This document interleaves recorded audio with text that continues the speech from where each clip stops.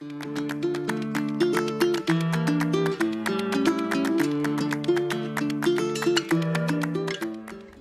so I am making my super hot salsa. And it's super hot because I add a lot of chilies into it. But you don't have to make it this hot. You can make it as mild as you want. Just take away most of the chilies. So the first thing I'm gonna do is kind of char up some of these chile de arbol. They're like cayenne peppers. I've got about 20 of them, maybe 18, I don't know. I've got a New Mexico chili, and this has really good flavor, a lot of heat. Well, maybe not a lot of heat, but it's got some heat to it. This is the Guajillo chili. It doesn't have as much heat. It has a little bit of a berry taste to it, which is really good. Kind of blends well together with all the other stuff. I found that that one works really well. I've tried different chilies, but those two seem to work really good. And it just, I don't know, it gives it a little different flavor than most of other salsas that you make out there. So this is the type of salsa that you can put on a steak, you can put on some tacos, you can have with some chips. However, I would recommend that you have something close by where you can soothe the burning of your lips and the other end as well. But first thing I'm gonna do is we're gonna char these up a little bit, and then I'm gonna blend that in with the onion and the cilantro, and then we're gonna add in some spices. And then I'm gonna roast the tomatoes, jalapeños, and serrano chilies.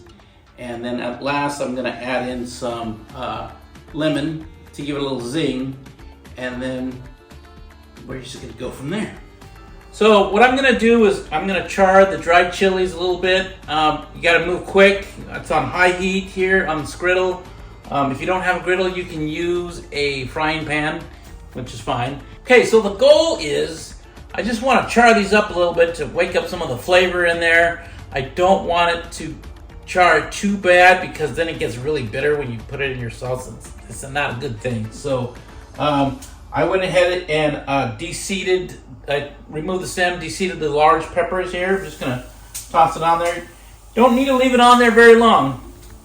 And I like to get the smaller chilies here on a piece of aluminum foil because I can move them around with my hand, and it's a lot easier to pick up and put it in the blender versus trying to pick one up one at a time.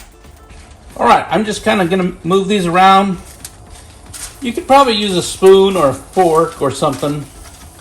I do this all the time. It's like a blackjack table. Got to go on break. You're just looking to kind of like I said, wake the flavors up a little bit. See, those are getting dark, but you can see the smoke. I don't know if you can see the smoke, but there's some smoke coming off of these bad boys. And I don't know, that took me about 30 seconds. I'm going to turn that off and move on to the next step. Okay, my next step is going to add the dried chilies into the blender.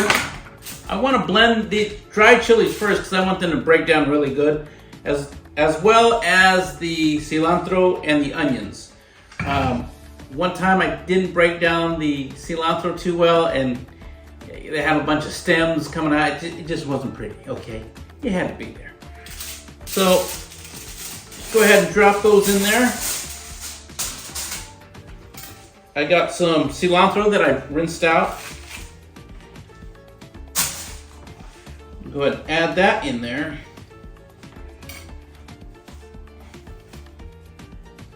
Some falls on the floor, that's like a good luck. 4-leaf clover, cilantro, same thing. Then the onions I really want to break down too, just because.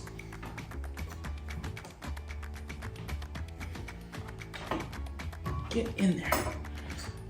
Got those things in there. Now I'm going to add a little bit of water.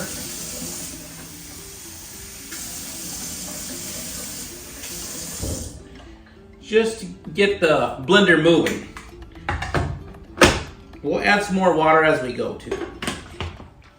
All right, hopefully I got enough water in there.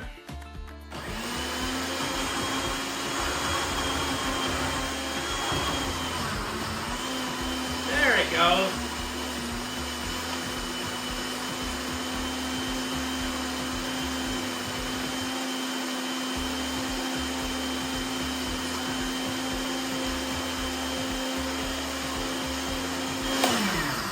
Okay, that should be good. Now that that's done, I'm gonna roast the tomatoes, jalapenos, and the serranos.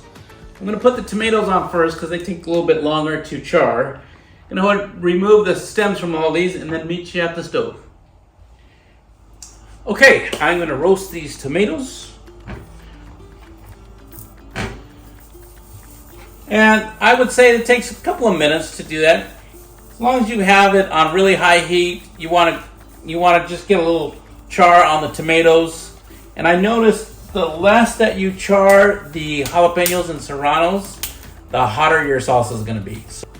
So if you want a lot of the flavor, but maybe not as much heat, I would roast the jalapenos and the serranos a little bit more. I like the heat. That's why I stay in the kitchen.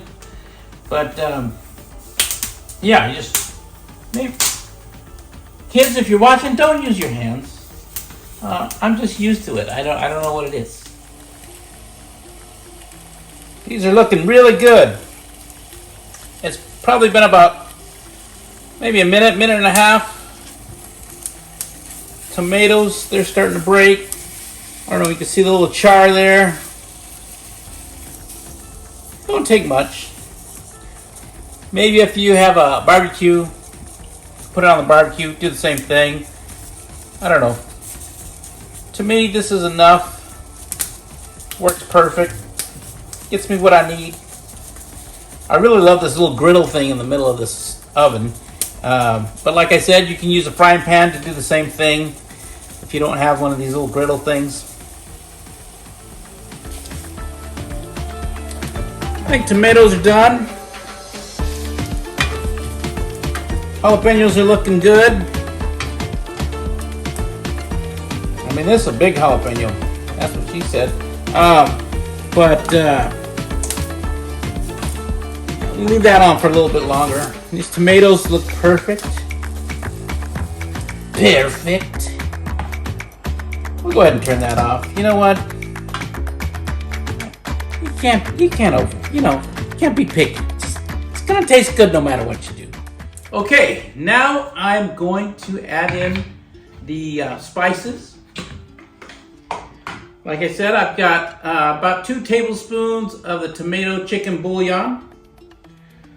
I've got 2 tablespoons of garlic, granulated garlic. About a tablespoon of salt. The bouillon has a lot of salt in it, so I still want to add a little bit more just to get the flavors going. And about a tablespoon of granulated onion. Onion. That's right, onion. Okay, so we got 1, 2, 3, 4 tomatoes. 5 tomatoes. So I like to take a knife and just kind of, probably should have pre-cut it, but you know what? We're having fun. It's part of cooking.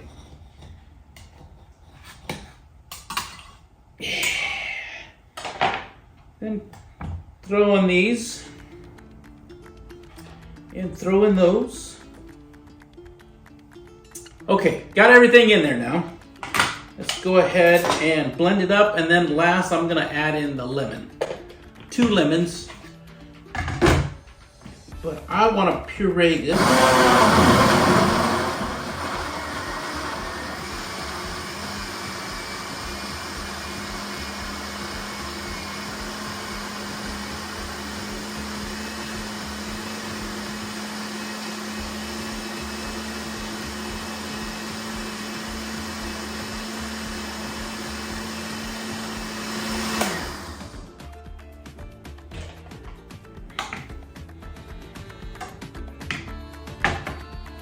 And now for the lemon.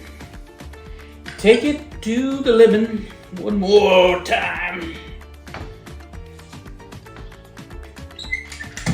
Juicy.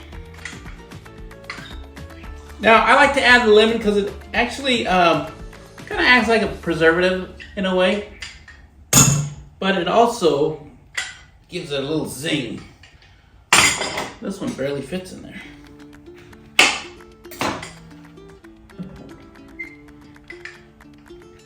Come on.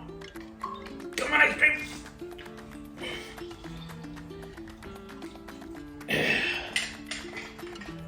This is gonna be delicious.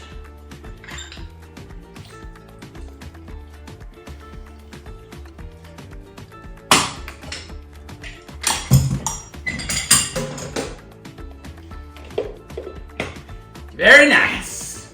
Give it another blend here. Chop, chop, blend.